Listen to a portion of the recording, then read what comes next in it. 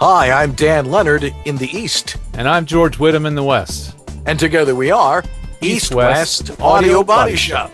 Another great show this week. Another big star is going to be joining us here. He just wrote a book called Living on Air about his great career in voiceover. Our great friend Joe Cipriano will be with us this Monday night. I'll be talking about EQ this week and how to use it in your software, and I'll have demonstrations so you can actually hear as I adjust the EQ so you can get an idea how EQ actually works. And we've talked about this before. We're going to have a little discussion about using a Mac. Why any of you guys use a PC for voiceover is beyond me, and George for that matter. That's 9 o'clock in the East. And 6 o'clock in the West. And join us in the chat room where all your friends are. We'll see you Monday night on He's the home voiceover studio engineer to the stars in Los Angeles, California. A Virginia Tech grad whose knowledge of the latest recording gear is second to none. He's a voice actor and the home studio master, hailing from Buffalo, New York. His home studio skills and knowledge of voiceover recording is unmatched. When Dan and George talk shop, people listen, and the talk continues tonight. Welcome to East-West Audio Body Shop. And now, live from his high-tech facility in Santa Monica and his penthouse studio in Buffalo, here are George Whittam and Dan Leonard.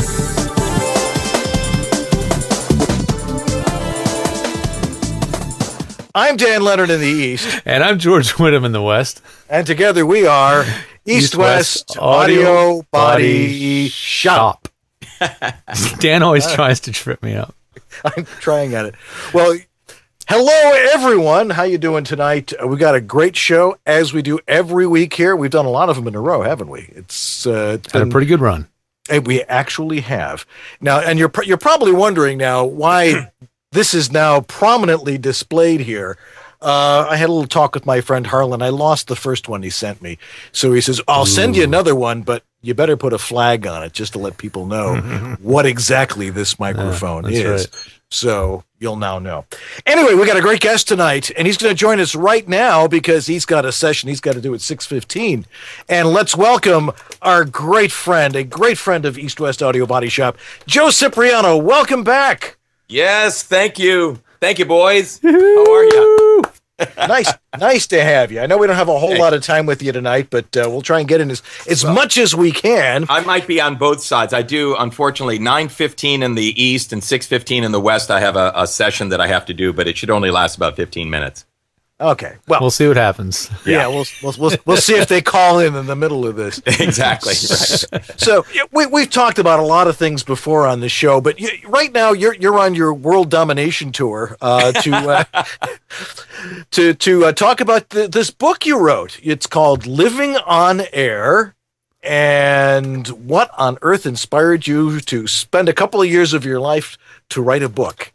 Well, it's funny. I think what really started it is I have been asked so many times by our VO pals, how did you get into it? How did you transition from radio into voiceovers? That's always a very difficult transition. Mm-hmm. How did you get into broadcasting in the first place? And I've told these stories over and over again. And then I realized I had so many other stories from my broadcast career and all of the crazy characters that I met. And I just thought it would be fun to, pull it all together and write a book that is not a how-to book, because there are plenty of how-to get into voiceover books, and they're very, very good. Yeah, quite a few. So I wanted to write something that would be fun and funny and interesting and, most importantly, inspiring. I wanted to, share with people how I go about obtaining my goals, setting goals, going after your dreams. And it was fun to do with my lovely wife, Ann. We got to work on it together. Oh, great. Now, there's no question, if you're in this business, or especially if you're in radio, that stories just abound. Because we're working with a lot of very creative people. And so how did you pick the best stories to put in there? Well, it was fun to go back and recreate the era. I started in radio when I was 14 years old, and it was 1969. And I called my local disc jockey, And that's how I started my career. To go back and write that story, it was so fun to recreate the era of 1969 and the music and just the feel of that time. Completely, I'll tell you, 1969 to 1975 is a world of difference. So it was fun to do that. And telling stories about radio, for example, I was working in Waterbury, Connecticut, and I'll tell you a quick story. I was using the name Tom Collins, wink, wink, and I was working at an AM top 40 station, the number one station in Waterbury, Connecticut, 1,000-watt AM, 250 at night. Can you imagine? I have light bulbs here that have more power than that. Yeah. But at the same time, I was working at another station in Connecticut, and the signals crossed, so I had to have a different name. So I was Dave Donovan at that station. I sent in a tape to Washington, D.C. for a job. I sent in my Tom Collins tape. I got a call a week later, and they said, Tom, Gordon Peele here at NBC in Washington. We like your tape, and we're wondering if you have something else you can send us that shows a little bit more personality in a format like that. I said, yeah, I work at another station here in Connecticut. I'll send that to you. I sent him the tape from WDRC. 2 weeks later, I get a call. Tom, Gordon Peele here at NBC in Washington. Just want to let you know that we've narrowed down the job search to 3 people, and you're one of them. So, okay.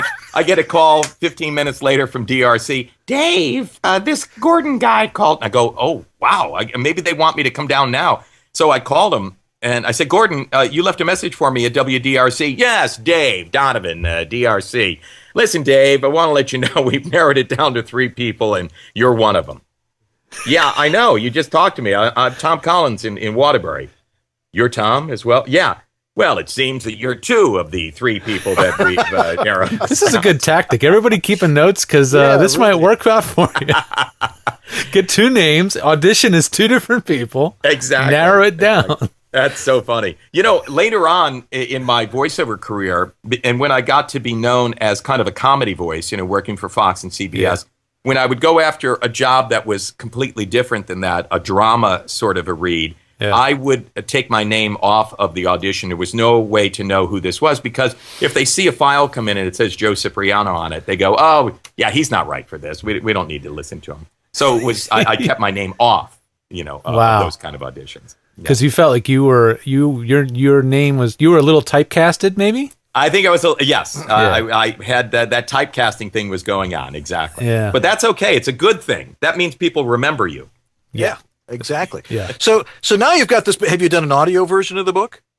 I have. I finished the recording of the audio version, directed by Maurice Tobias. Ooh, and good we choice. really had a great time working on that. And Greg Chun, who is a composer, and I think, George, you know Greg. Yeah, good guy. He knew Don LaFontaine very well, too. Yes, exactly. He's composing original music for it. A.J. McKay, who is a voiceover artist and also a wonderful audio designer, is doing all the audio design on it. And it's a real hybrid. It's almost more of a radio show than an audiobook. Oh, that sounds great. A lot of original music.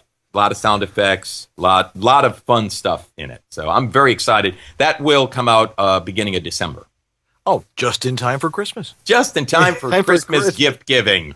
That's right. How are you going to distribute the audio version? It's going to go through ACX Audible, and then it'll be available on iTunes, Amazon, and all those where finer downloads are sold. Right, exactly. Yeah. Well, that's probably. I'm sure that the audio version is probably going to be the ultimate because it's you telling these stories. You really want to hear you telling these stories because that's what makes them fun. It really is fun. I'm kind of torn. I love the printed book. Obviously, we love reading. Now, the ebook, which, that you can get on Kindle and iPads and Nook and all of that, that has, I think it has about 50 media links in the book where you actually, when I'm talking about something, I have an air check from when I was 14 years old, all the different stations I worked at, everything that I talk about in the book that is time sensitive, it has a link and you can actually see it or hear it, the original. Right. Well, that's great. It's great to have multimedia these days. It is. It's so fun. It was fun to look all that up and I was surprised at what was out there. Yeah. So you've been you've been doing the circuit, talking to all sorts. What's it been like talking to large crowds of people wanting to buy this book? Well, it's fun. I always enjoy going to seminars and voiceover conventions and sharing anything that I have that somebody might be interested in. And so it's actually it's kind of like another layer of that. And I find that it's not only voiceover people, but people from broadcasting and just folks, regular folks. So, we had with Ann Ganguza, we did a launch party a couple of Saturday nights ago and a live webcast, and George was there. Go Peeps. Go Peeps. Go Peeps. And that was fun. And it was fun to have Ann with me, and she was interviewed. And some of the people that I work with, like Susan Moore, who's a vice president of Fox, she was there. Talked a lot about the early Fox years, which was fun. Jill Seltzer from the SAG Foundation was there. Scott Rommel was there. Stu Herrera, my buddy Greg Sims. I mean, that was really, it was almost like Joe Cipriano. This is your life. Oh, totally. It was a lot of fun. Yeah. And this Saturday, we have a book launch party here in Brentwood, California, in Los Angeles, at the Brentwood Country Mart this Saturday at 3 p.m. Make your flight arrangements now. Hotels are booking up quickly. What's that? I said, make your flight arrangements now. Hotels are booking up quickly. Exactly. I'll get on my Southwest app here and do that. Anyway. There's a couple questions in the chat room. Yeah. Actually, Graham said, Dan, ask Joe about when he lived in Ontario. Practically Buffalo. No, you did. Yeah. Yes, it is. I did. It didn't make it in the book. It's funny when the book goes to the editor. I had some really fun stories about growing up in Canada. My dad was transferred to Canada when I was in kindergarten, and I lived outside of Toronto in a little town called St. Mary's from like kindergarten to third grade. So I was telling Graham not too long ago, I grew up, shooting the puck up against the garage door and flooding the backyard, for the ice rink and all of that. And my brother's 10 years older than me. When the weather was really bad, we would play hockey in the basement, and it was just a cement basement. And we would use a hard rubber ball. I was like 8, 7, something like that. His friends were 17. So they had a lot more going for them than me. So what I would do is when somebody had the puck, I would use my hockey stick and I'd whap them right in the ankles and then steal the puck from them. So I earned the nickname Killer when I was 7 years old. God, I made an entire career as a goalie doing that. Actually, here's a nice question. Announcer Doug says, "Did Anne do any of the narration on the audiobook?" She, you know what? She did not. What I did do is go back in the book when people speak. Yeah. Anne never really speaks in the book. Right. Right. But there's a story in there when I was leaving a radio station in Washington, D.C. I actually went back and got the program director to do the scene with me. And I have a few program directors in the past that are on the audiobook. So you recreated some scenes and stuff, and if somebody has a voice in the book, like you tried to find them to be exactly. On it. And I found that folks were really excited and happy to do it. And there's a story when I was 14 years old when I go to the radio station for the first time, and I call her the mini-skirted tour guide, who was this, it was 1969. Mini-skirts were like, what? Oh yeah. And so the young girl, they're heading back that way, by the way. I don't know if you've been noticing. Anyway, she has a lot of dialogue in that story, and so my daughter Dana played the part of the mini-skirted tour guide in the audiobook. So that was fun. This was meant to be an audiobook. There's no question about it, and it sounds like you had more fun doing that. But what's it like writing a book like this? I mean, you have to sit down and type it out, or do you have to just narrate or just dictate it out? Or no, what? We started when Ann and I first started, and we worked on it for about 3.5 years. I started with kind of dictating, but I didn't like that. I would rather write and then go back and change, work on it. I like to really work it. And so the way we did it is I would do what I would call a data dump. So I would write out an entire chapter, go back, work on it. I would spend maybe a few weeks on it, and then I would slide it over to Ann, and she would start working on it and reworking, the kind of like the order of the story and all of that. And she's a great writer. Then she would slide it back to me after a week or two. And then I would start adding color and trying to make it more come to life. So we really worked on it together, never in the same room. There were just a few times, but mostly she likes to be in the quiet when she's writing. Yeah. I like to, whatever era it is, I like to play the music of that era to kind of get me back into it.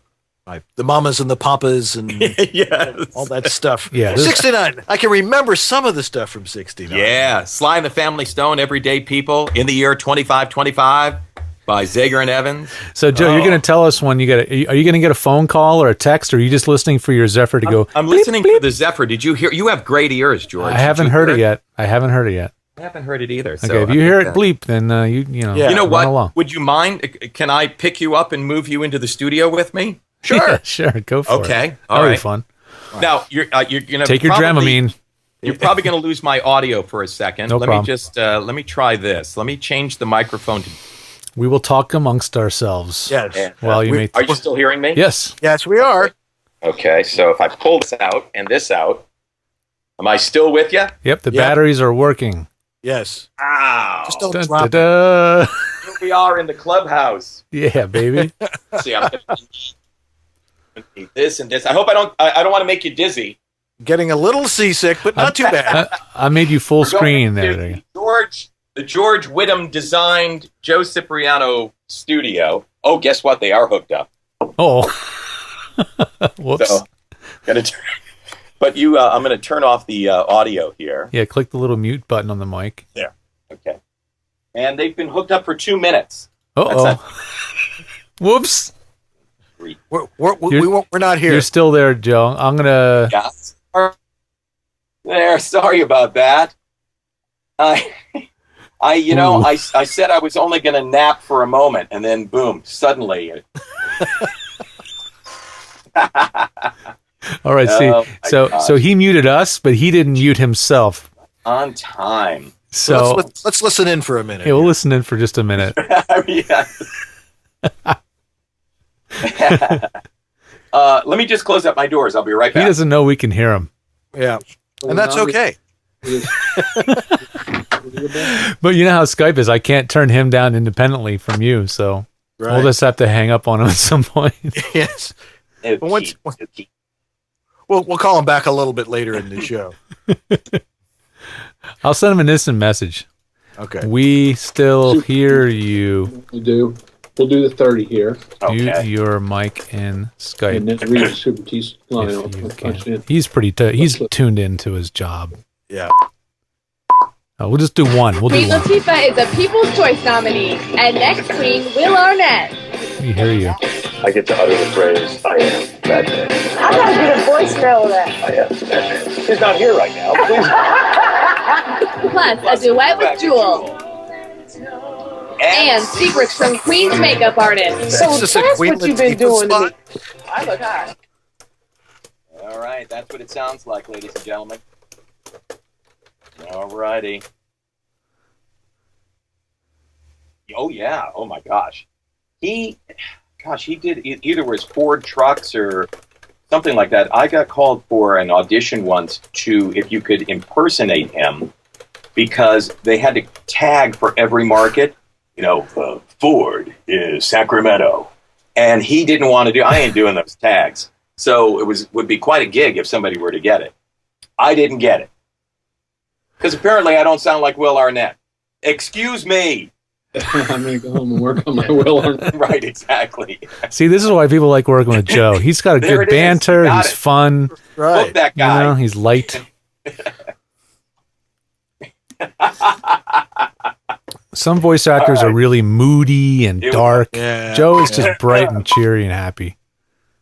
Queen Latifah is a People's Choice nominee. And next Queen, Will Arnett. I get to utter the phrase, I am Batman. I gotta get a voicemail of that. I am Batman. He's not here right. Plus, a duet with Jewel. And secrets from Queen's makeup artist. So that's what you've been People doing love to it. me. People are loving it. Let's Yeah, keep they it are. going. Let me go first. I need to top. This session could go for 10 minutes. It could go for a half hour. We don't really know. So All right. We'll break away at some point. As a People's Choice nominee, just a little more energy. Yeah. Saying this about 90,000 times. Right. So we know the audience is going to get bored with it. So we may need to just give a little more. Gotcha. Yeah, for sure. Okay. Lovely. Queen Latifah is a People's Choice nominee, and next queen, Will Arnett. I get to utter the phrase, I am that man. I gotta get a voicemail of that. Plus, a duet with Jewel. And secrets from Queen's makeup artist. So that's what you... See, Joe is unmuting and muting the sound to his speakers so you guys can hear what's going on his end. Normally, he would just be in headphones the whole time. He wouldn't have his speakers on. So he's clearly doing this for your guys' benefit, just to hear how it works on his end. It's pretty fun. Cool. This wasn't planned. He was like, what do you think if we should do this? I was like, oh, well, why not? No, Let's if it happens, it happens. Yeah. Nominee and next queen, Will Arnett. And we knew he had a session. I get to utter the phrase, I am that man. I gotta get a voicemail of that. Plus, a duet with Jewel. And secrets from Queen's makeup artist. So that's what you've been doing to me. Man. Network television. Oh, yeah. The top will have to feel a little bit longer. We don't have really time for me to trim this, but I can trim it. So you know? Yeah.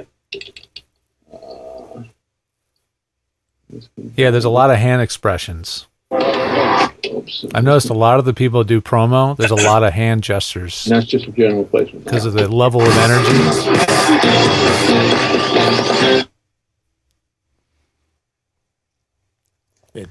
Dave Smith's asking, looks like his studio and sound booth is huge. How big is it? Right now. It's, oops, sorry. I'd say it's about 8x8, 8x10.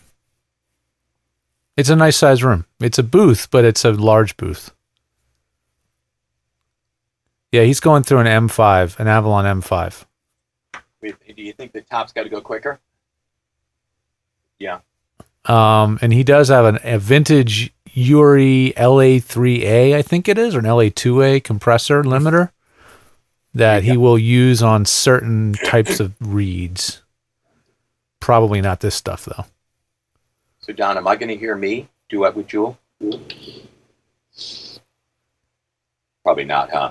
Yeah. Roll, yeah. That's the problem. I'm really proud of his studio because it's really the first one I really did get to design from kind of the ground up. Okay. I might even read that line.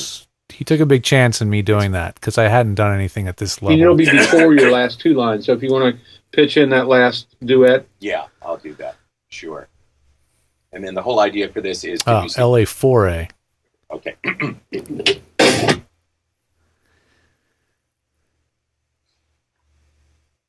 Yeah. Plus, a duet with Jewel. And secrets from Queen's makeup artist. So that's what you've been doing.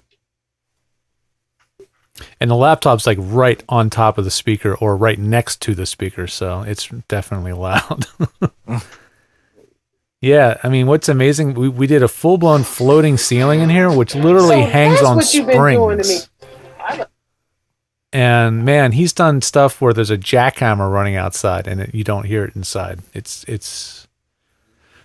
came out really well.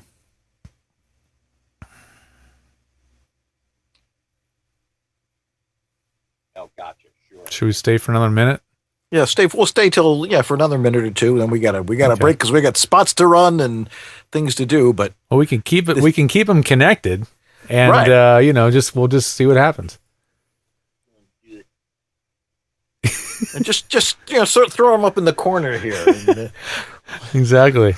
We'll check in on them from time to time. Choice nominee, and today on Queen, Will Arnett. Play Batman. I get to utter the phrase. Sure. Yep, good idea.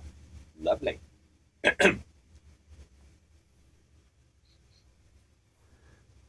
Queen Latifah is a People's Choice nominee. Today on Queen, Will Arnett.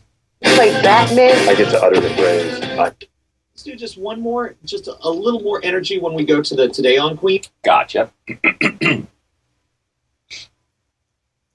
I can hear the beeps in his headphones. People's Choice nominee today on Queen, Will Arnett. Play Batman. I get to utter the phrase. I actually could hear the 3 beeps in his headphones. You know that's what's on his license plate? What? 3 beeps. Seriously. What kind of is it an interface is he using? Oh, this is what's interesting about his studio. He's got a digital mixing console made by a company called Logitech, which has nothing to do with the Logitech that you know of. It's spelled Logitech. You get to play Batman.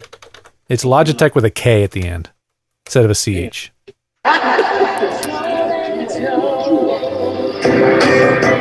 The board, it's a digital console, so all the audio comes in and gets converted to digital. And there's a rack in another room where the equipment actually located. Yeah. So the board inside the booth is strictly Maybe we try. the board is just a control surface in his booth. It's not actually where the audio goes. It's an expensive setup. Alrighty. Queen Latifah's a People's Choice nominee, and next Queen, Will Arnett. You get to play Batman. His setup way predates my involvement. He brought that along from his past 2 studios. Don's worried. Give just a little more to Will Arnett. Okay. Like he needs it anymore. Yeah. Not much. He's an odd dude, that Will Arnett. Put it all in Will Arnett. Okay. Did you ever see the thing with him and Jason Bateman about manscaping? Next Queen, Will Arnett. About growing beards? Batman. I get to utter the phrase, I am Batman. It's pretty funny. There's a doc on Netflix. Look it up. It's him and Jason Bateman. Duet with Jewel. Very funny. Can you place the first one? Uh-huh. With a little luck. With a little luck.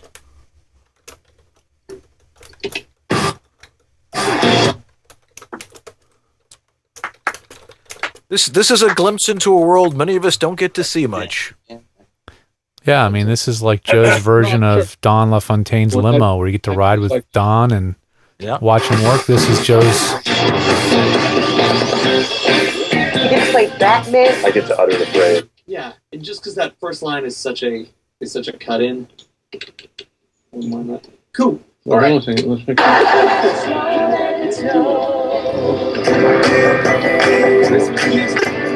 Yeah. Before Thanksgiving. La da ta ta ta. Yes, that's true. It can be considered holiday, but it's Let It Snow.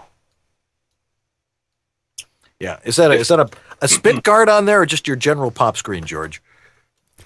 I'm looking it up right now. I think it's called a Populous VAC 3.5, to be specific. Yeah, because he uses that slightly differently than I think a lot of people are known to.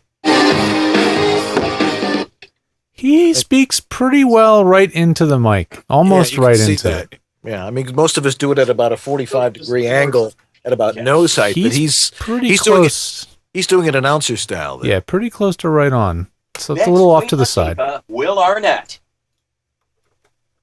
I gotta get a voicemail of that. Plus Jewel. Yeah, that's a Populous VAC 3.5-inch pop screen, which has 2 discs. If you look really carefully, you can see there's 2 discs. It's for the extra poppy, for a little extra protection. You get to play Batman. And the top line is for Will Arnett to put in 10. Oh, the second director. Yeah, sometimes it's almost by committee, man. Yeah. You get to play Batman. You get to play Batman. I am. Yeah. And they literally cut it together, edit it, and everything while you wait. You have to sit there and listen to them work it out. Will Arnett. Next, Queen Latifah.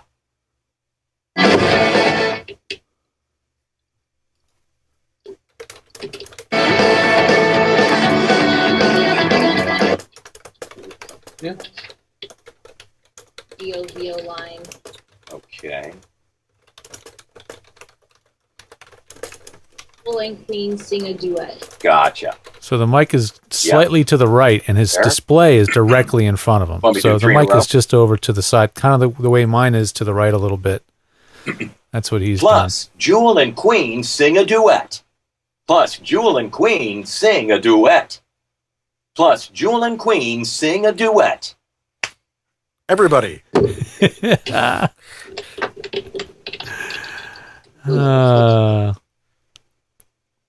Yeah, he still likes using a handheld stopwatch. I have clients that have digital timers on the wall, and everything, but you know what? Whatever works. Yep. Good. Yay.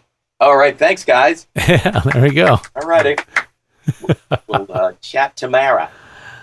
It's me, Dad. Okay. It's me typing like Sounds crazy. Good. It's a date. All right. See you later. Bye-bye. Bye. Give him the thumbs up. Everybody. Really? Were you watching? We watched the whole thing. You did? You're kidding. No, and people are loving it. The audience was like, this is awesome. Oh, there's the board. There's mine. Now, we were just talking about the board that you were talking about, George. This is this is a real radio board. Oh, yeah. I love it because you can assign all these, the faders. You can, from all the outboard gear, you can assign to a different fader. Yep.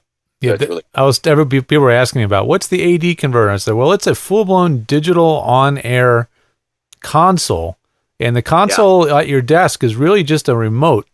The actual brains of the outfit is all in the other room. Yeah, and they call it, what do they call it? An audio engine. Audio engine, I think. Yeah. Yeah. And it's made by Logitech. Yeah, Logitech with a K. Doesn't even make this version anymore, I don't think. No, they don't. Yeah. Yeah, Logitech with a K on the end, not CH. Don't get those two very, very different companies for sure. Well, that was a blast, man. People were loving that. These doors, George, do you remember? Where do we get the doors? Yeah, they're heavy. Yeah, I don't remember right now. It's been a couple years. But you can see how thick the walls are here. I love Holy crap. Yeah, that's a pretty good shot, the wall. Yeah. And there's a seam in the center, but that seam doesn't really attach to both walls. It only attaches to one of the two walls, so that they're really decoupled completely. It really is. It was, and up here when the ceiling up here, right? The ceiling doesn't touch the wall. There's actually caulking there. Yeah. And the ceiling is on springs, right? Yeah, it is. If you push hard enough, it'll give a little bit. Moves up. Yeah. Yeah. That was quite a project. I was really honored that you trusted me to take on that project, Joe. It was a big job, and you're George Whittam. What are you talking about? Thank you. I mean, it was the first job of that scale, and it was a real honor to take it on, and I love to see it being used, just trouble-free, that it just works day after day, and that's awesome. You know what, George? Ann and I were just talking about you and saying, I think the words were, God bless George Whittam, because you haven't been here lately, but our next door neighbor right here is under construction, big construction, at jackhammers, the whole thing, and it's been going on now for 3 months, and there's at least another 4 months to it. And thank God when I go in there and I close those two doors, it's silent, thank goodness, man. Yeah. That's the test. I don't know how I would have done it. That's the test. Well, I mean, that's the problem with LA. I mean, you can, you live in these neighborhoods and, just the neighbor immediately next to you, just like, we're going to demo and build a new house or whatever. It's just, if you live out in the country more, that just doesn't happen that often, It's just, that happens here all the time. Hey, I want to give away a book to your viewers. Yes, we do. Do it. Then we'll let you. Yeah, we'll let you go after that. Let's do this. Yeah. Okay. I'll hang. Yeah, you can hang as long as you want. You're done with your show now. I know. I want to show you something here in the book. What page did I say it was? Page 167. It's the building of the Don LaFontaine voiceover lab. There's we're done. Paul Pape, George, and me. Yeah. And this was during the construction. George was just showing me how high he could reach. I was just showing how much taller I am than Joe. Actually, do you remember the concern was, I think there was ductwork or something like that. There was a concern that we were going to get the ceiling in there. Yeah. We didn't have a lot of ceiling height to play with because it's the mezzanine level of the building. Right. So another wonderful job by George Whittam. Thank you, Joe. All right, so we're going to ask the folks are going to type in the answer to a question. Yes, they are. Yes. And we'll give them time to respond because we know there's a good 10, 12 second, maybe 15 second delay. We were talking, I could ask something about radio, but it would be good to ask something about voiceover. Voiceover and something tech related too. Yeah. So, Sennheiser 416s. We use them for network promo everywhere. I was just on a 416, even though I had the U87 hanging there. By the way, the reason the U87 is pulled out like that, I did the entire audiobook on the U87. Oh, nice. Excuse me. I started on the 416. No, U87 is a better choice. It didn't sound good. I mean, it's great for promo, but it just didn't sound right for narration. So, Sennheiser 416, very popular. Almost every TV network, so many studios have it. But there was one talent, a voiceover artist, who said, I want to use that mic. And they were like, what? You're crazy. No. I'm using that mic. And there was a reason why they had to use that mic, which I can explain later. Who was that voiceover artist? It was quite a while ago who used a 416 exclusively. And because of that, it started to be used for promos everywhere. Yep. I can't wait to see who types it in first. You have. What is his name? Oh, there it is. Doug. Man, he was quick on the answer. He knew it before he finished. You guys can tell everybody the answer. Ernie Anderson. Yeah. Ernie Anderson. And the reason, tell him the reason why, He was, Ernie refused to go into the booth. He wanted to have control of everything. Now, when you're in the booth, everything's all closed up. You can't hear what's happening out there in the studio. Very isolated. He didn't want people talking and he wouldn't, talking behind his back. And he wouldn't know what was going on. So he insisted on sitting with the mixer. He would sit just either to the left or the right of the mixer. And also the producer of the spot would be in there. Yeah. And he also would not wear headphones. So they actually had to run the promo was running through the audio is coming through the speakers. So I guess a 416 is so directional, that helped with all of that bleed, of audio. Yeah. Coming in there between the bleed and just the sheer noise level in a control room in the 60s or 70s. I mean, exactly. And this was all analog and 24 track machines and clacking and clicking and all that stuff. So that was weird. I remember hearing once WABC in New York. The disc jockeys also didn't like wearing headphones, and so the radio station, when they were talking over music, it would be coming through the speakers, but they did something with a phase reversal or something with the microphone so that you wouldn't hear the music and you wouldn't get feedback. Is that possible? That is possible. It's not perfect, but they might have done something like that. I wouldn't be surprised.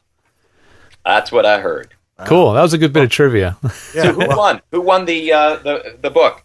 Doug Turkel. Doug, you already have a book?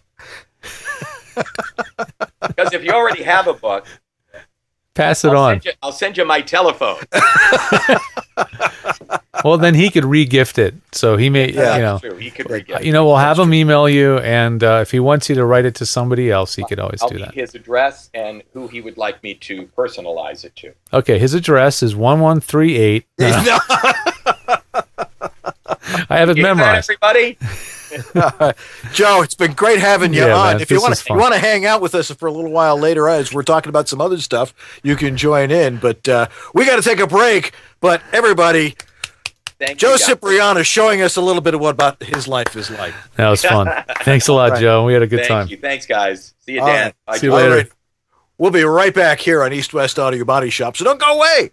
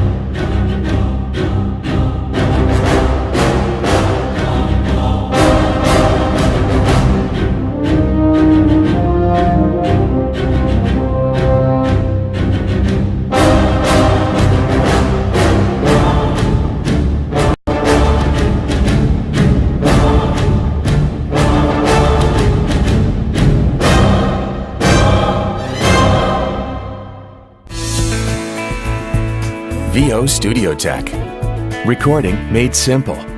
Hi, I'm Peter McHugh. This is Jim Tasker from Los Angeles, California. Hi, this is Bill Ratner in Los Angeles. Hi, this is Scott Rummel here in Yorba Linda, California. Hi, my name is Rick Wasserman. Hi, this is Tom Kane. Hi, my name is Vanessa Marshall. Hi, my name is Zurich. Hi, I'm Mary McKittrick. Randy Thomas chiming in. Hi, this is Joe Szymanski. Hey, this is Rick Robles. Hi, my name is John Patrick Armstrong. I was turned on to George by none other than Don LaFontaine, who always swore by his help. George is absolutely awesome. ISDN, Source Connect, Phone Patch, FTP, you name it, George has set it up. It's really the best thing I've ever done for myself. I feel free, safe, fearless, like anything is possible in here. Unless you like to look for opportunities to waste time, call George. And he did all of that, long distance over the phone and the internet. I'm very happy with George, and I cherish him. Thanks, George. You make it easy.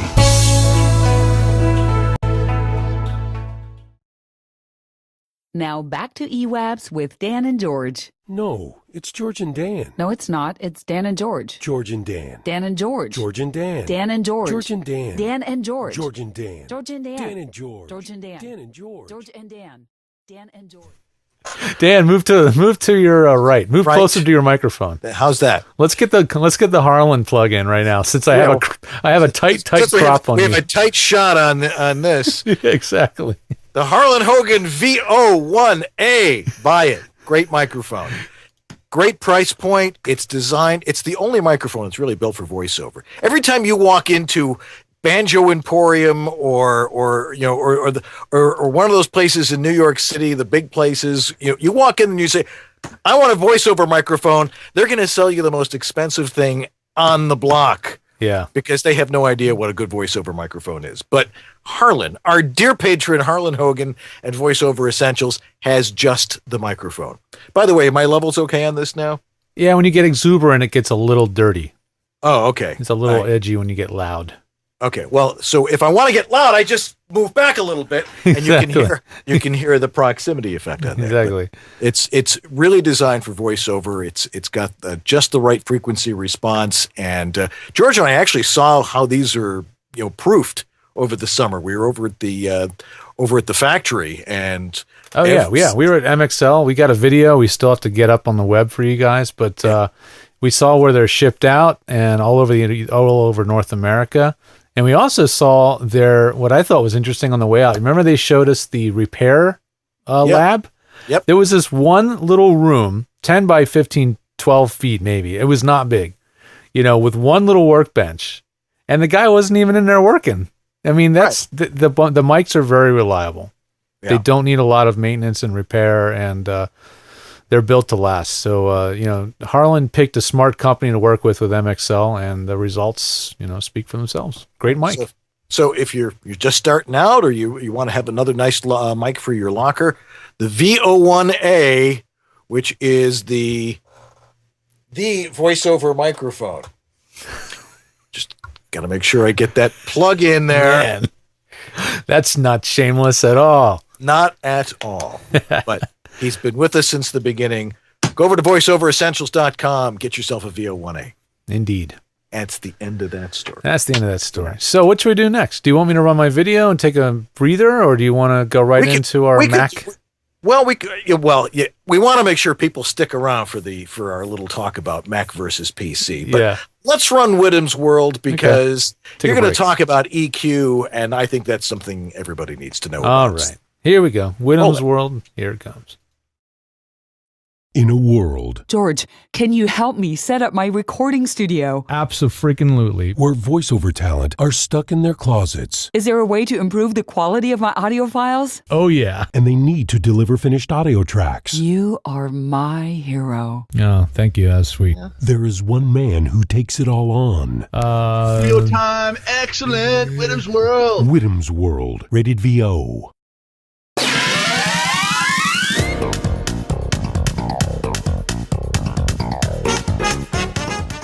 Hey everybody, this is George Whittam reporting for Whittam's World. Thanks for all the well wishes out there. I'm feeling a lot better now. That was a nasty couple of weeks. I got 2 questions in the last day about EQ, so I figured that's pretty synchronistic. Obviously, it's a topic you guys want to know about. So questions came in from David Plant and from Ann Swist about EQ.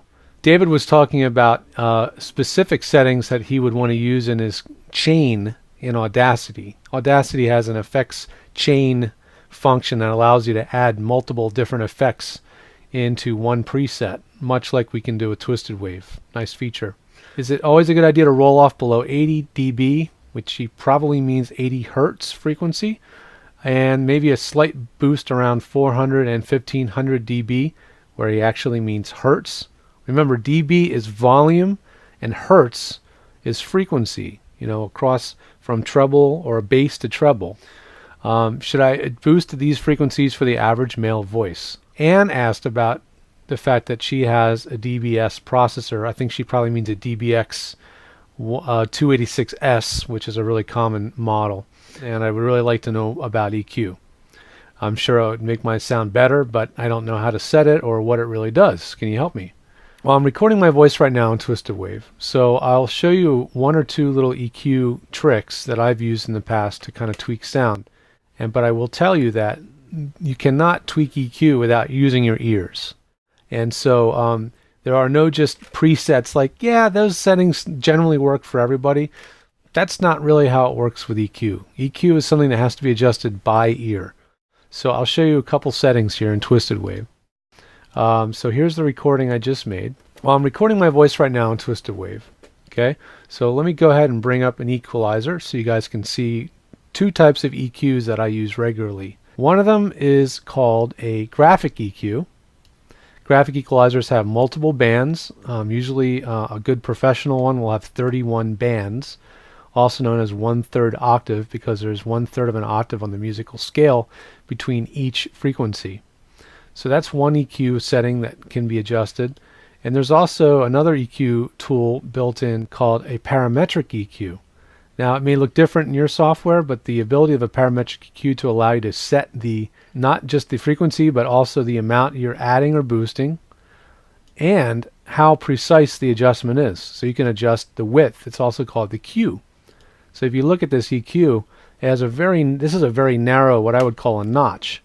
So if, for example, if your room that you're recording in has a bad honk sound or resonance sound that kind of colors the audio a lot, say at 122 hertz, then you can set the Q to a really narrow setting, which would be 20 in this case, just by double clicking and typing over it. And you can make a very precise control over that frequency. So it's not going to be drastic because my room's EQ is already pretty good. It actually doesn't have any particular resonant frequencies. But if yours does, this is a way you can go in there and make a really precise adjustment to take out something that doesn't sound good, also known as a notch. When it comes to sort of adding tonal coloration to the sound or adding some sizzle, top end, bottom end, things like that, like David was asking about, again, you have to use your ear, but a graphic EQ is a nice way to maybe add a little bit of a punch. Maybe I want to make this microphone sound a little bit more present and bright. So let's play back some of this clip and play with the EQ a little bit more. Frequency. And maybe a slight boost around 400 and 1500 right now it's bypassed. dB, where he actually means hertz. Remember, dB is volume and hertz is frequency, across from treble or bass to treble. Maybe I want to give it a little bit more richness at the bottom and give it a little more full sound, so maybe I'll add it a little bit at the bottom. That's what dB is about, volume, not frequency. Should I boost these frequencies for the average male voice? I'm a baritone. Should I normalize before or after equalization? Okay, a couple of questions in there.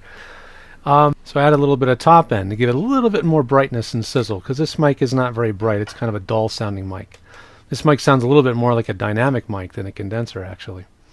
And at the very bottom, I'm rolling off everything below 80 hertz, because that would just be junk. There's not much in the human voice below that. So I pretty much always high pass everything below 80. And sometimes if your room is really muddy and boomy, you may have to even roll off 80 and 100.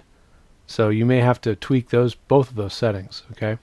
But there is no one-size-fits-all setting for every voice. You do have to use your ear. And every EQ is different. Every tool is different. I can tell you that that DBX has only 2 EQ knobs, and they're both for boosting. There's like a bottom end bass knob for like warmth, and a top end knob for treble. And so it's very inflexible. There's not much you can do with the EQ on there. If you need to add brightness, it's very rare, especially the condenser mic. You actually oftentimes need to remove a little bit. Likewise, at the bottom end of the frequency spectrum on the DBX, there's a 80 hertz high pass filter. I almost always recommend having that switch on because it tightens up the sound a bit.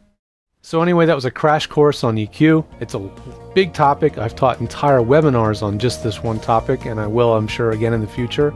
So stay tuned for that. And if there's anything else I can help you with, please do send emails in to whittamsworld@edgestudio.com, and that's the email address to use if you would like to contribute to the show. If you would like your specific questions answered one-on-one by email or phone support or anything like that, jump over to vostudiotech.com, and there's service menu in there, and there's the get help menu, and there's multiple ways to get a hold of me and work with me one-on-one to solve your specific problems. So thanks for your time. I appreciate it, and I'll see you guys next week.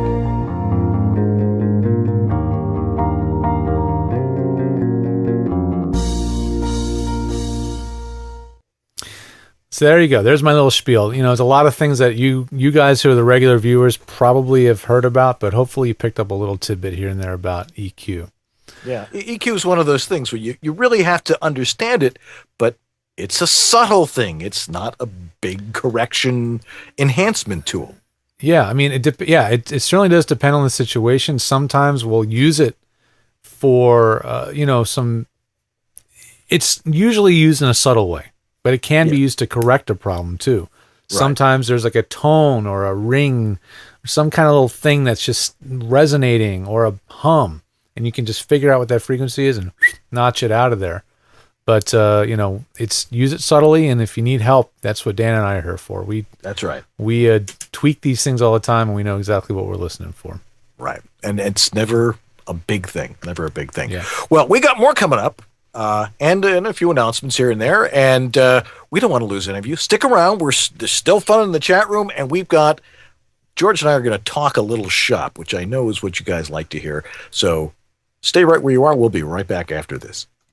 VoiceOver Extra, the voiceover industry's online news, education, and resource center 24/7. Hundreds, probably thousands of free how-to articles for voiceover success, ranging from home studio to voice acting to business. A free voiceover industry directory, calendar of industry events, resource links, a store, and much more. Bi-monthly webinars on all topics of voiceover, free subscriptions to newsletters, reports, announcements, daily news, and features at voiceoverextra.com. If you have studio problems, bring them here to EWABS. Let's get back to more problems with Dan Leonard and George Whittam. I'm not exactly sure what I meant by that when I wrote that, but I haven't run that one in a while, have I? I haven't heard that one. Anyway, well, let's talk a little bit about my favorite subject, because this is something that I think it overwhelms a lot of us who are in the home studio consulting business, of which I can count on my hand maybe 5 people on God's green earth that actually know what they're talking about with home studios. Because not a lot of people have actually worked with home studios. But anyway. Engineers, that is. The engineers, right. Yeah. The majority of problems that George and I encounter have to do with Windows. Because, we're going to talk about Mac versus PC here, but the problems generally are around Windows. Now, what inspired this is we have a mutual client and a mutual very close friend who called us both in a major panic about something. She was trying to get Skype to work with an Alpha, Omega, or whatever device that was that you had on there, and it stopped working, or she wasn't able to hear things back. She wasn't getting playback or something like that. Right. Yeah. And we're like, well, try this. We'll try this. Well, all right, try that. Then we find out she's using XP. Right. Now, XP, I think some of you have children that are younger than XP. Oh yeah, definitely. I mean, I know I do. I know you do. Yeah. XP it's obsolete. It's gone. So the question becomes, do you upgrade to the next thing, or you don't because you're afraid of it? If you fear the software or any changes in your software, you really have to look at the OS that you're using. And it's one of the reasons I really like Mac. Now, there are little tiny tweaky problems going on with Mac right now. But if you're cognizant and you pay attention to what George had to say about Mavericks, you don't have a problem. Whether you're on Mac or PC, you never install the absolute bleeding edge newest thing out there. Give it a little time. Not just the post beta, right? You want them to get the bugs out. Right. But we find that Mac just works so much better with everything. You don't have as many choices in software, but that's probably a good thing because you can use Twisted Wave on there. And George and I love Twisted Wave, and we use Adobe Audition for more involved stuff. For doing more involved processing and cleaning and things along those lines. On a PC, if you've got your PC well tuned and up to date this week, you won't have as many problems. But a lot of you who are not perhaps as savvy with a computer, there's nothing to fear from a Mac, even the price tag, because they have not paid me a dime at Mac. Apple, I don't own Apple stock or any of that stuff, but I have stock in my business, and I have gone thoroughly Mac and have been for about 10 years. It just can't be beat. It just is. It works, and then you turn it on again the next morning, and it works. And if there is a problem, it is not hard to solve. Whereas with a PC, as if you were watching the chat room at all, the discussion about how did Uncle Roy solve the problem, it had to do with an ASIO 4 driver. You don't have to deal with these things. If you love your PCs and you hate Macs, I want to talk to you and I want to do some therapy with you as to, so why do you hate the Macs so much? What is the excuse that people come up with? Oh, I don't like their marketing. Big deal. If it helps you out with what you're doing, if it is a better tool for your profession, I don't understand it. I think my 2 cents is that people fear change. You're looking that way. I'll make it look like I'm looking at you. Here we go. Yeah. There we go. I think people fear change, right? I stuck it out with Windows for a very long time, even though I was using a Mac in college in our recording studios. I was still using Windows. There was things I didn't like about the Mac at that time. And, what I figured out once I started working in Hollywood and working with a lot more voice actors here that were on Mac, I starting to see what it was that was so easy and brilliant about the Mac operating system. Say what you want about the hardware. I tend to really love the Apple Mac Mini. I think it's an extremely reliable and just rock solid machine. We're both using them. We're both using them on our show right now as we speak. It's handling a lot of heavy lifting right now because we're streaming. We're streaming live on Skype as well as streaming live on Ustream to all of you guys while we're recording, and we're using GarageBand to do audio processing. All that stuff on the same computer, and everything plays along with each other really, really well. I mean, everything seems to cooperate very nicely in the Mac operating system in general. The audio drivers that natively come on the Mac, it's called the core audio drivers.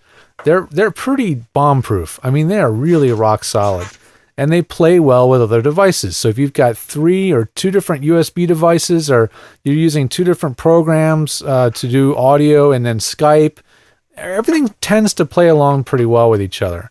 On the Windows side, you'll be in Skype and then you'll launch Adobe Audition. All of a sudden, the audio in Skype just goes crazy, just conflicts and things like that, and it can be very frustrating. Yeah. Now, you can get the job done with either system. We've always talked about this. You can use either one to get the job done, but in my experience, the people on Windows, we spend more time trying to figure out Windows problems. And when I'm working with Mac people, we spend more time trying to figure out mic technique, acoustics, other things. We're a little bit more productive with the time, Absolutely. So that's kind of been my experience. And Dan and I both have used both systems for years. And I used Windows for many years until I went to Mac in 2006. And it's just been far less trouble overall. Right. And there's still almost no viruses or malware that are out to get the Mac users yet. my theory is that Mac is not what runs the business world, right? The business world, corporate, government. It's a PC world. It's a PC world. It's Windows world. So if you are out there to attack somebody, if you're going to go through the process of writing a virus, if you're going to go, if you want to wreak havoc, you're going to target Windows. So, there's another reason why it's just, there's a lot less to worry about, a lot less to fix. You don't have to run a virus scanner that's taking away resources. I could go on and on. Exactly. But Macs are not that expensive either. If you really do compare apples to apples. Apples to PCs. Apples to PCs. Like if you compare the chipset inside, say an iMac with a Mac with an i5 chip, and a PC with an i5 chip, and compare the weights and the size of the computers, it is not that much more expensive to go Mac. And you can buy used Macs that maybe are 3-4 years old that have lots of life left in them. Look, I'm going to show you something here. Please. Try not to make you dizzy. It's got a lot of wires on it because I still use it. My MacBook G4. Oh, your PowerBook G4. My PowerBook G4, which I use for Source Connect. 7-8 years old now. Older At least, than that. Yeah. I think I bought that in 2004. And it actually has a dent on it from when I dropped it when I was in Israel. And that was in 2006. So I've had this thing for a while, and it still runs. And it still has a resale value. You could put that old PowerBook G4. Even with the dent in it. You could put that up on eBay now and probably get $250 for that thing. And an 8-year-old Windows laptop would just be a doorstop essentially. Yeah. So they're disposable. Macs aren't disposable. It's like it's a Lexus versus a what's a crappy American made car.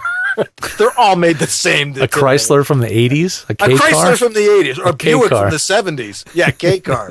There you go. That's the difference between them. I know there's lots of versatility to a PC and lots more programs. Sure. You got lots more choices to totally mess up your computer. But the bottom line with any computer is maintenance, updates, paying attention to what's going on. What you're downloading. I have a program on here called MacKeeper that just cleans things out, and I keep an eye on what's going on in my hard drive. I watch the activity monitor, all those sorts of things. Those are the things that keep your computer running. It's your lifeblood in the voiceover business. So you might as well have something that you can rely on, and I would rely on a Mac. And that's the name of that tune. Why am I slapping the desk so much tonight? Sure why that is. I like to put one more in there. Think of the Mac as just another utility. It's another tool to get your job done. Right. If you're a gamer, if you're a tweaker, go get a PC, build your PC, whatever. Do what you want. Have that PC for play time, fun time, tweak time, hacking time, whatever you like to do. But keep that Mac, dedicated to work. Have a production system that you can really rely on. And, if you really want to run Windows, install it on your Mac. Runs Windows beautifully. You can use not BitTorrent. Whoops. Not BitTorrent. Boot Camp. Sorry. You can use Boot Camp and install it, or you can use virtual machines like there's one called VirtualBox. It's totally free, actually. And you can install Windows and just run it whenever you need it. So it's a very versatile machine. Yeah. In fact, I've seen reviews from Forbes magazine and a few others saying that the best Windows computer or best Windows laptop is a MacBook Pro. So there you have it. I think we've dug that one and smashed into the ground pretty deeply. So I know, but we'll talk about it again sometime. Well, every few months, every 6 months, we'll remind everybody. That we hate PCs. This is a Mac-based program you're watching. We try our best to be neutral, but that's our thoughts. Yeah. We do have a couple of announcements we want to throw your way. First off, George and I were talking the other day, and you know our logo, which we love, which is down here and behind us and right underneath George's chin there. We're thinking maybe it's time to update the logo. And we know you guys are a creative bunch because you've sent in stuff here before that is creative and fun and all that.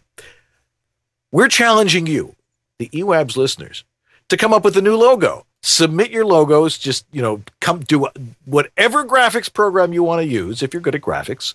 Even do it in crayon. That might actually be fun. Have your kids do it. All right, I got a project for you kids. We're having a logo contest. We're not exactly sure what first prize is going to be, but it's going to be something good because we have all sorts of stuff. Maybe we'll give you a choice. Who knows? So come up with a logo. You can incorporate any medium you want. It can even be 3D. It can be anything, but it has to be a good professional logo for East West Audio Body Shop.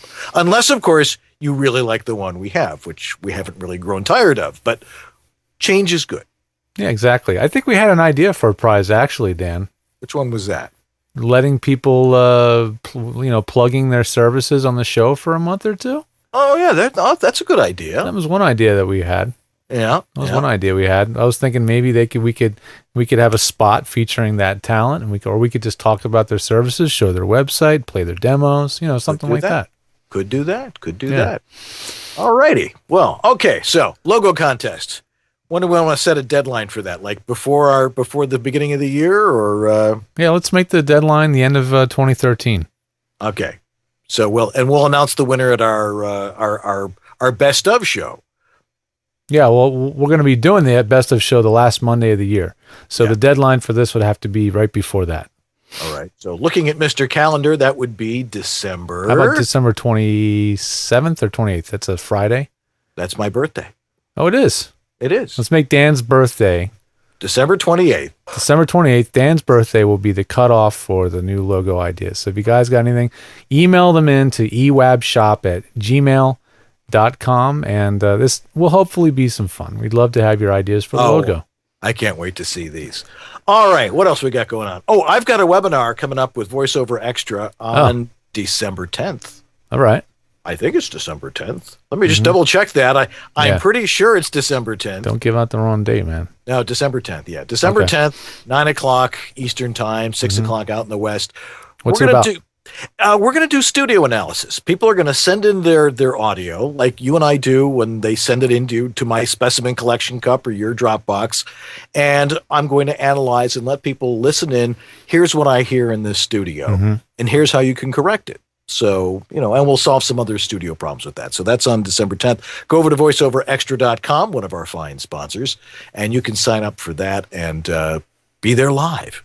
That's the only way to be. Cool. What else? Oh, yeah. Oh, these guys. People have been clickers. People have been buying these. I got a batch ready to mail out tomorrow, actually. That's right. The East West Audio Body Shop official clickers. Great for doing some editing work. When you make a mistake, just hit your clicker, and $5 a piece. There's a link on our website to buy those. You can't miss it. Right on the front page, ewabs.com. Yeah, you really can. You did a good job updating that. That looks pretty good. So make sure you do that. And there's still time. You can still order stuff from the East West Audio Body Shop, although we're thinking about maybe some new stuff. Yeah, I think for next year we're going to come up with some new shop idea, a noon shop. Right. So if anybody has any ideas of stuff you think we should have as new swag, logo and new shop. And new shop. We'll do that because we ain't going anywhere. That's right. We're sticking it out, buddies. Thanks to you guys. We're going to keep doing this. Yeah. Okay. So we need to thank our donors, Eric Aragoni, again. We love you, man. Somebody just said, why buy the clickers when they're going to be changing the logos? That's all the better reason, Peter. Now they become collector's items. Right. These are limited editions. Limited is only 250 of them. And you already have one. So exactly. Anyway, sorry, Eric Aragoni, always making donations. Thank you so much, Eric. Yeah, and we've had a few other. We'll have to double check and see who those are. But if you know who you are, thank you. No, we've had a couple people already buy clickers. Yeah, we've had Steve Tardio buy one. Thanks, Steve. Oh, actually, no, Steve made a donation beyond just a clicker, so we'll be sending you a clicker too. Yeah, don't worry, Steve, you're gonna get one. Yvonne Schwemmer, she bought a clicker. Thank you. Suzanne, I think it's actually Suzanne Roberts. Yeah, Suzanne Roberts. Who's in our chat. She made a donation. You guys are wonderful. It's so nice of you to support the show like that. Really, we appreciate it. JS made a donation. Geez, nice donation there, JS. Thank you guys. Very, very, very generous. We most appreciate it. Yeah. So also like us on Facebook. We're gonna have to meld all the Facebook pages. We're really starting to pile up. Social network. We need to have a social network guru on the show, and then we need to hire said social network guru to help us rein it all in. Oh, I know a couple of people who can do that. Oh, yeah. All right. And so like us on Facebook, follow us on Twitter at EWABS_show, and subscribe to us on YouTube and like our videos. Please do. Click the little thumb. The little thing there. What do you think of the new commenting in YouTube? Do you care? Does it matter to you? The fact that it's Google Plus? I think that's pretty awesome. Personally. Yeah, it seems to make things a lot more accessible. So yeah, when you comment something on YouTube, now it goes back to Google Plus, and it keeps the conversation going, and it makes people, when they do comment on a video on YouTube, it makes them be real people. Like, you could just make a crap YouTube, account, and you could say any nasty thing you wanted to anybody on YouTube before. So I think it's a good thing. I think it's a good thing. Absolutely. All right. Let's see. Okay, so. Okay, what else we got here? What's coming up? Roundtable?